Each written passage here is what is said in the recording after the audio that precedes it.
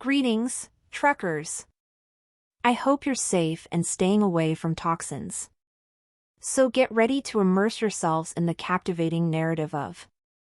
A long time ago, martial artists of Jianghu used to learn martial arts for their own safety and protection against enemies.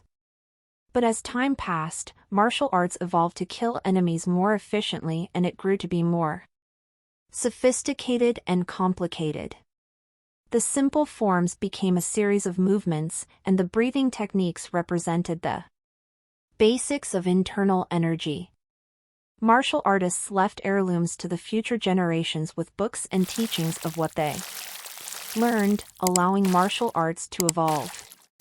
Martial artists were soon the ones who were more powerful than normal humans, as they could run through the trees like the wind, crush stones with their fists, and cut down trees the swing of a sword.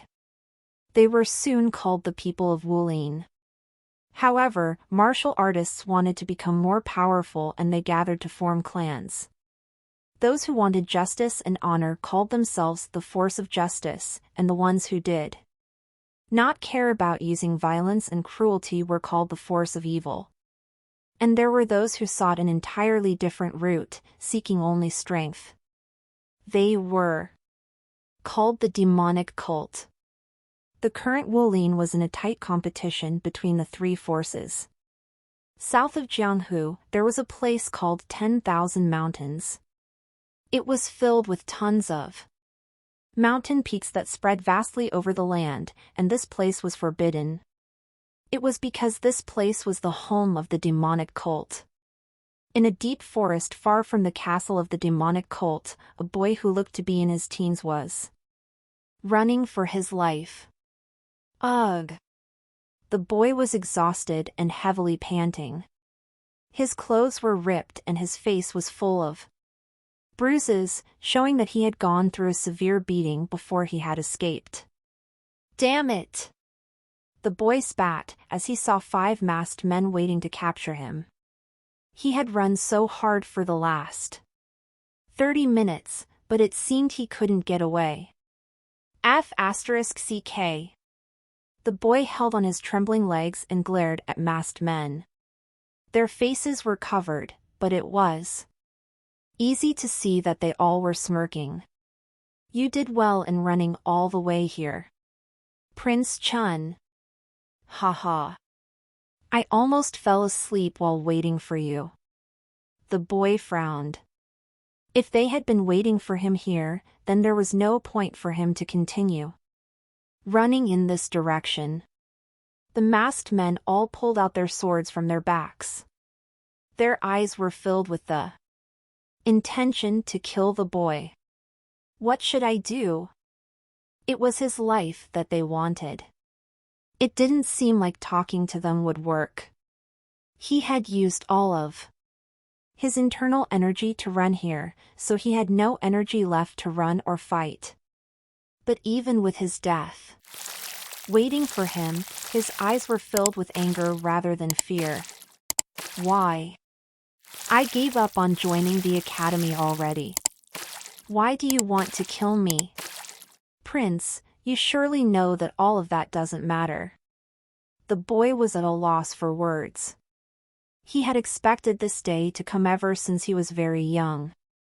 But he didn't expect it would come even before he joined the academy. As long as you have the right to the throne, it is your destiny. The other masked men began making comments also. Surrender, and we will make this quick. Even if you have peasant blood, we will not dishonor the blood of our Lord. The boy then became filled with anger. The word he hated the most were the words that insulted his mother. Damn bastards! If he was going to die anyway, he might as well try to fight back. He pulled out a dagger. He had never learned martial arts, however. All he knew was whatever he observed from watching his guard, Warrior Jang. A dagger? Did you learn something from Jang? Sadly, he didn't. If he really did learn it, the skill would have been very useful here. Crude. But your blood speaks it for itself, that you do not cower away at your death. The masked men seemed to be very happy. It was better for them to kill someone who would not give up than someone who would beg. Kill him. One of the men gave the order and the other four attacked the boy at once. He thought he would hold them off for at least a bit, but that wasn't the case. Ha! Arg! One of the masked men used his sword hit to strike the boy's wrist and he dropped the dagger to the ground. His face grimaced and he glared at the masked man, but the man grabbed the boy's neck. Arg, is it over? The boy's face turned red, but his eyes had not given up yet. At that moment, another man shouted, "Watch out!" What? The dagger! A dagger stabbed the man's chin. The boy had been hiding another dagger, and the attack killed the masked man at once. What?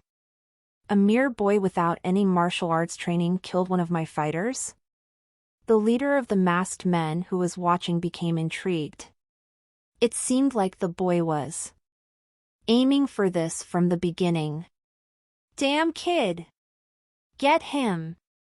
Another man charged in and kicked the boy, swinging his sword down the boy's stomach. Aowaowarg. The boy had never felt such pain in his life. A searing pain shot up from his stomach and blood soared up from his throat. Damn it, so it didn't work twice. But killing at least one of them made him feel better. He was going to die anyway. Aakak, the masked man stepped on the boy's punctured wound and the boy screamed in pain. The ground was drenched with blood. The man could have killed the boy at once, but he seemed to be giving the boy as much pain as possible. Slowly. I will give you a slow death. The leader didn't seem to like what was happening, but he couldn't stop him since it was for the revenge of his teammate. Suddenly, a bright light shined as if a lightning bolt had struck. When the light disappeared, the masked men's eyes turned in shock. What? Blood sprayed up like a fountain. The masked man who had been stomping on the boy had lost the entire top half of his body where the blood was spurting upwards. What? The boy also was in shock.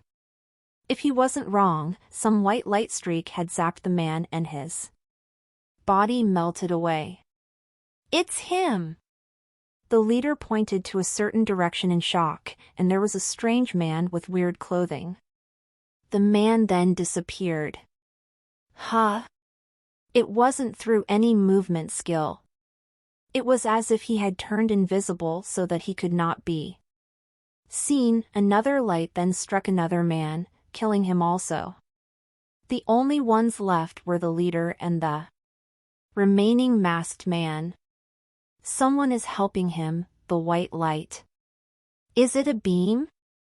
If it wasn't an energy beam that was said to be used by highly skilled warriors, there wasn't anything like it that could instantly melt a human. The boy had lost a lot of blood, so he would die anyway. We did what we needed.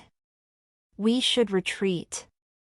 The leader tried to send a signal for his man to fall back, but he was then struck with another streak of lightning and he disappeared also.